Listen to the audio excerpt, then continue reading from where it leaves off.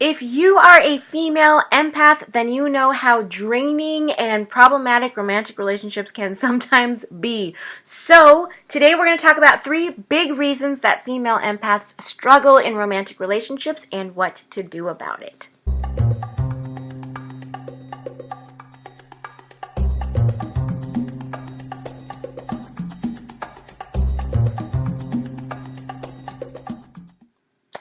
Hi love, I'm Carisa Montooth, certified 6th generation energy healer and love coach and creator of the Soul Love Method course, helping women heal their hearts and attract love. And today we are talking about female empaths and relationships. So, here are 3 really big reasons that female empaths struggle in relationships. Number 1, female empaths attract narcissists. All empaths attract narcissists, but it's a particularly difficult issue I've seen over and over again with my female clients who are empaths. And the thing about it is that if you are an empath, you are absolutely intoxicating to a narcissist because they will just take because they know that you will give. And that you'll give until you are used up and you will still try to give after that. Which you can tell is a huge problem because along with this narcissism is also a lot of gaslighting. So what will happen is they will try to convince you that what you're seeing happening isn't actually happening. What you are feeling isn't really real. What you are upset with them for is actually your fault. That they have no responsibility for what's happening in the situation and the difficulty in the relationship. So that can be very, very hard for an empath because an empath will just keep trying to give of themselves and will just assume that if they could give a little bit more, then it would fix things. And it's like just giving into this bottomless pit where nothing is going to really make a big difference. So that's one of the really big reasons that female empaths struggle in relationships. Reason number 2 is that female empaths, more so than anyone else, tend to fall in love with a partner's future potential instead of the current reality of how he is treating us. So instead of looking at his behaviors and what he's doing right now, because we're empaths, we can connect to them and we can see what the world is like for them. We can feel where they are vulnerable. We can feel their weaknesses, the things that they're afraid of. We can see what the world is like for them because that's what an empath connection is. An empath connection isn't just, I understand what you're probably feeling and I think I can predict your behavior based on my understanding of what I think that you're feeling. An empath is somebody who is empaths are 1 out of 20 people is born an empath, and you're born an empath, so you don't become an empath. And if you are an empath, then you're born with that switch switched on, and you have to actually learn how to turn it off so that you can only have it on with skill and when you need it on, and that most of the time you're not walking around with it on because that's the number 1 way to burn out and drain yourself. But what we do is that we come into a relationship and we do these merges, these empath merges. Rose Rosetree calls them unskilled empath merges. And we do them in split seconds. It's totally, we do them by default. We do them with eye contact. We're not doing them intentionally. We're not trying to read someone, which is a different set of skills. We're not trying to read someone in energy. This is a default switch where our consciousness goes into their consciousness and their space, clears all of the stuff out, takes a look at what the world is like for them, brings their stuff back to us, they feel better, we feel drained. And it's not even something that's particularly healing for that person. It's like a short-term kind of Band-Aid thing for them, but we feel awful. So what happens with that is we feel all of this compassion for them and for their struggles and for how they came up and all these things. And so we feel like if they could only heal this brokenness in them, then they could be amazing. What a wonderful partner they would be. What what vulnerability, emotional vulnerability they would have, what resilience, what strength of character they could have. If they would just turn this around, if they would just heal this brokenness, they could be an amazing partner to be with. And that might be true, but it's not your job to heal their brokenness. It's not your job to do that for them. So what will often happen is that you will fall in love with someone who does have incredible potential, but has no intention of healing their own brokenness. And you will think, well, of course they want to heal. Who wouldn't want to heal? A lot of people don't want to heal, love. And in the meantime, it is not your job to try to get somebody to heal or try to jump through hoops to prove your value to someone and try to entice them into healing so that they can be a healthy partner in relationship with you. That's not how that works. So that's one of the big problems, is that we fall in love with a partner's potential instead of the current reality of how they treat us based on their behavior and their actual words. Sometimes what happens if you're an empath in that situation to that point is that someone will say something to you and you will create a story about what you think that means, and then you relate to them based on the story you've created. So an example of that would be, you want to get married, you start to have really strong feelings for somebody that you're dating, who you have great sex with, and who loves having sex with you, and he says, I don't ever want to get married. And as an empath, you've already merged with this person on an energetic level, and you can tell that what he means is, I am so badly hurt, I am so badly broken from my previous marriage that I can't see myself ever getting married again. And you might be right.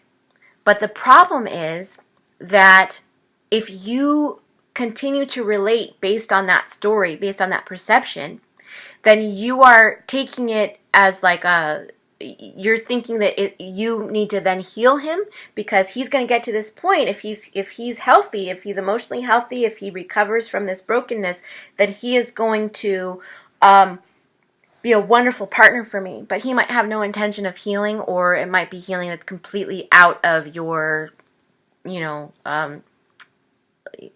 ability. It's something that's like not for you to heal, it's for him to heal, and he has to decide if he's going to do it, and he might not decide that he's going to do it, and it might have nothing to do with you whether he decides if he's going to do it or not. So as an empath, it's difficult sometimes to let other people take responsibility for their own healing and for their own choices, and we have this compassion for them, and sometimes our compassion kind of wells up in us, and it blinds us from the fact that if he is struggling, if he is in pain, it might be as a result of some of the choices that he's made as an adult, and that he needs to take responsibility for those choices. So we get wrapped up in the fact that he is struggling and the fact that he is in pain, and we give that weight instead of saying he needs to be an emotional grown-up and figure out how to heal that. All right, so reason number 3 that female empaths struggle in relationships is that we tend to lose our sense of self in a partner if we're not paying attention, and the more that we do it with a person, the more that we lose that sense of self, the more we continue. So we do it in little ways in the beginning, and then it just kind of snowballs into this situation where we look up and all of a sudden most of our friends are just joint friends. They're friends, our partner's friends, but not really, we're not spending time with our own friends. We have adopted their own interests as our interests. We spend most of our time with this partner. So, we don't have a life, there's not healthy interdependence. There's just dependence on this person. The other thing that happens is that, when we lose our sense of self in someone, is that, this experience of connecting with someone as an empath is such a deep and intimate thing that we really understand the other person, and it makes us feel like we just want to make them happy and we just want to please them, and it draws us in closer and closer, and to the other person who's not an empath, because most people are not, and most empaths are not in relationships with other empaths, but we like to say, like, maybe he's an empath and he's broken, and that's why chances are he's not an empath. But what we do is we try to step closer so that we can really understand deeply, and they feel like that's an intrusion and they step back. And then we feel them pull away, which makes us go, what happened? And step closer.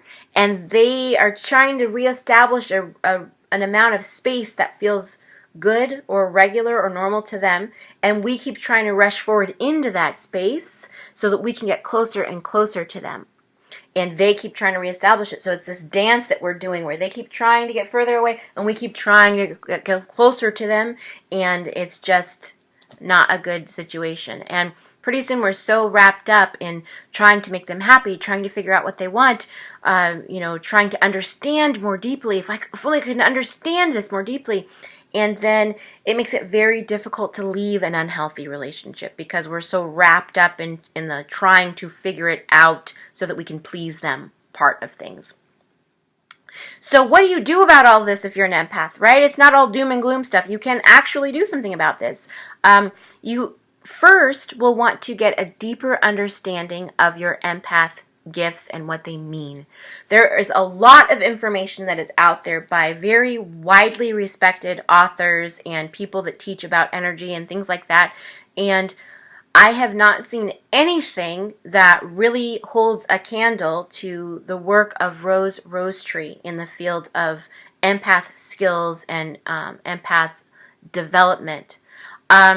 Rose Rosetree is really the foremost authority in that whole area, and she is the one who I would really point you toward her work, so that you can understand what that's about.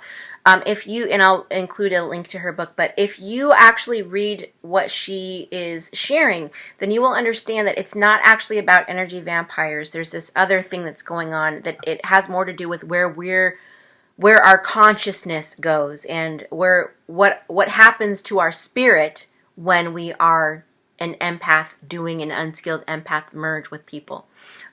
So if you've ever wanted to try to understand why people confide in you all the time, even if they don't know you that well, and why people feel so much better after they've ranted to you, but you feel so much worse where you can't just walk away and have it be okay, why you need so much time at the end of the day to decompress, and why that seems nuts to certain people. They don't understand why you need so much time. Why you sometimes feel like you want to avoid crowded places, just avoid them like the plague. You don't want to be, at malls, or you don't want to be, at any kind of hospital, or, why you don't want to be in these places as an empath. Rose's work will explain why to you. It'll also explain to you why certain people dislike you almost immediately. So you haven't done anything to get them to dislike you, and you haven't, they barely know you. They may be just meeting you, and you might notice that they just instantly dislike you. Sometimes it's because they're a jerk. Other times, because I'm sure you're lovely, why would they not like you? But sometimes it's because of the empath thing. And the reason for that is that when you're an empath, you do this unskilled empath merge thing. You go into this other person, you go into their space, you go into their aura, and you clear all of the yucky stuff and you bring it into you. You clear out all of the energetic gunk, you bring it into your aura, to your energy, which is part of the reason why you need so much time at the end of the day to decompress. They feel a little bit better, usually. You feel much, much worse. Some people can be a little bit, they're aware that something is happening, some kind of connection is being made that they have not given consent to, that they don't want to have happen, and they don't like to be read. They have this feeling of being violated, that they're being read on a deep level, and they're not consenting to that. They don't want that. They don't want to be seen in that way. And they just know that they feel vulnerable and seen, and it has something to do with you. And so they just respond to you in that way of that they don't like you. They don't know what it is. They don't know what you're trying to do. They don't, you know what I mean? But you'll sometimes find, if you're an empath, that you have those situations. And if you have those situations, tell me in the comments, because it's always, it's when you hear what the reason really is for that, it's so freeing and so healing, because you're like, oh my gosh, I'm not crazy, and it really is happening. Like, I'm really seeing what I'm seeing, so let me know in the comments, because yeah, it's real and you're not imagining it. So that's one thing that I would tell you to do, is to get a really deep understanding of what it means to be an empath and what your empath gifts are. There are 15 different types of empath gifts, and you can find out about all of those, plus take the quiz and find out which type of empath you are in Rose Rosetree's book, The Empowered Empath. And there are a couple of versions of that book, so I would recommend that you use my affiliate link in the description below so that you can get to the one that is very easy, very simple to use, and so that you can start adapting those skills, start using those skills, adopting those skills, and using them right away to feel a much stronger sense of self and have people respond to you differently. I talk a lot about love. That's what I do, is that I help women have their soulmates in their lives and attract love into their life, heal their hearts, and have what they deserve. And I have found that in so many cases, they are unrecognized empaths who have not developed the skill to deal with that, and that once they've developed that skill, and they know what type of empath they are, it changes everything. They develop this stronger sense of self. It changes how people in their family respond to them. It changes how people at work respond to them. And it definitely changes how they function in relationships. So this can be a really, really big deal if you feel like you're always sort of not being valued the way that you need to be in relationships, but that people don't quite let you go. This can be a lot of what's under that. So that's number one. Find out about being an empath and what your empath gifts are and what all that really means. The second thing is, when you're making decisions about relationships, make the decisions with your heart still and your eyes open. Look at what is actually happening in the present. How is this person treating you? If their words and their behaviors don't match, go with their behaviors. What are they doing? Do they tell you that they care about you, that they're always going to be, that they want to always be there for you, but they're not there for you? Look at their behaviors. It's very, very important.